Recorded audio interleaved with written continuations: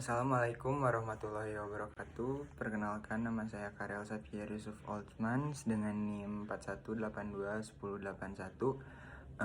Di sini saya akan menjawab pertanyaan dari ujian tengah semester mata kuliah agama seperti apa yang telah diperintahkan oleh Bapak Yudi.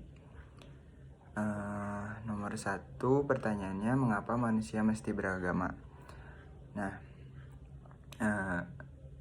kenapa sih manusia harus beragama? Karena agama adalah salah satu bidang terpenting bagi manusia. Karena agama memberitahu aspek-aspek kebaikan yang harus manusia lakukan. Agama juga bisa menjadi mekanisme manusia mengurangi stresnya. Karena ketika manusia tersebut mengalami masalah yang serius dan tidak tahu harus mencurahkan hatinya kepada siapa, maka hanya satu pilihan. Manusia akan berdoa kepada Tuhan agar selalu dikuatkan hatinya untuk menghadapi masalah tersebut.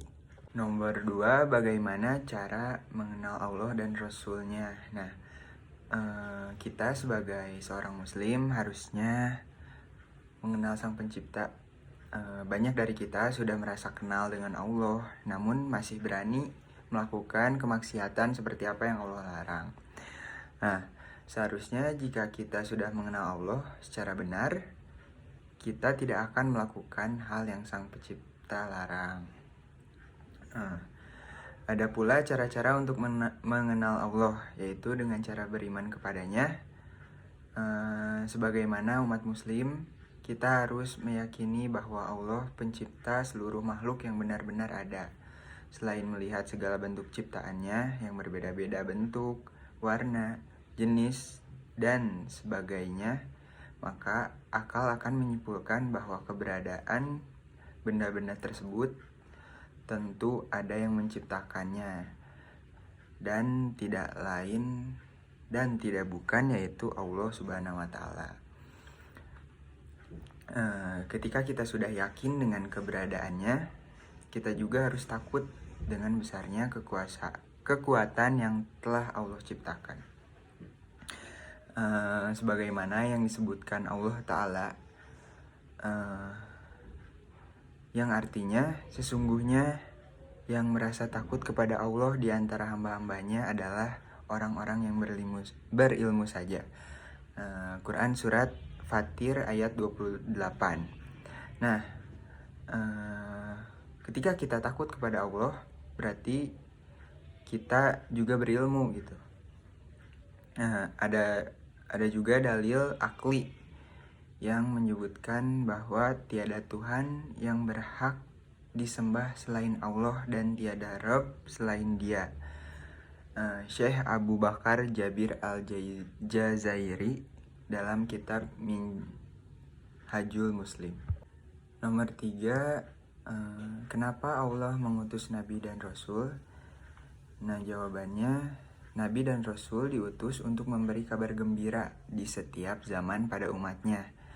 Salah satu alasan Allah Subhanahu wa Ta'ala mengutus para Rasul juga agar orang-orang durhaka dan kafir tidak membuat alasan di akhirat nanti. Nah, sebagaimana dalam surat An-Nisa ayat 165 diterangkan, Rasul-Rasul itu adalah sebagai pembawa berita gembira dan pemberi peringatan, agar tidak ada alasan bagi manusia untuk membantah kepada Allah setelah Rasul-Rasul itu diutus Allah Maha Perkasa dan Maha Bijaksana. Nomor 4, jelaskan perbedaan malaikat, jin, dan setan. Nah, malaikat itu makhluk yang diciptakan oleh Allah, tidak makan dan minum, juga tidak mempunyai nafsu seperti manusia. Malaikat merupakan makhluk yang selalu taat kepada Allah dan tidak pernah membangkang kepadanya. Nah, kalau jin itu adalah satu bangsa seperti halnya bangsa manusia. Nah, kendati iblis berasal dari golongan jin, tidak seluruh jin menyesatkan. Ada pula di antara jin yang saleh dan beriman. Jadi, Makhluk berakal dari bangsa jin dan manusia sama-sama berpotensi untuk bisa menjadi setan. Nah, penjelasan setan itu maksudnya sifat dari iblis. Jadi setan bukanlah makhluk, melainkan sifat. Sama halnya dengan kata munafik atau fasik.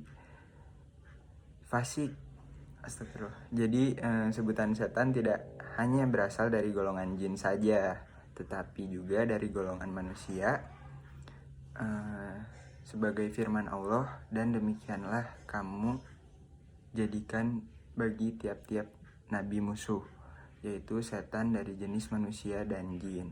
Ada pula cara agar dijauhkan dari godaan setan, yaitu dengan cara perbanyak zikir kepada Allah Subhanahu wa Ta'ala, jauhi tempat maksiat dan orang mungkar, harus sadar akan ancaman godaan setan, dan harus memperbanyak ibadah, contohnya puasa atau juga tetap menjaga wudhu. Tuh. Terakhir, bagaimana peran agama dalam menghadapi wabah COVID-19 saat ini? Pengaruh Islam dalam pandemi COVID-19 ini sangatlah berguna karena salah satu ayat suci Al-Quran pernah menjelaskan tentang wabah penyakit dan cara menghadapinya. Seperti di dalam surat Hud ayat 64-65, Allah berfirman mengenai wabah penyakit yang menyerang kaum Samud. Kaum tersebut diberikan azab berupa wabah penyakit karena melanggar perintah Allah.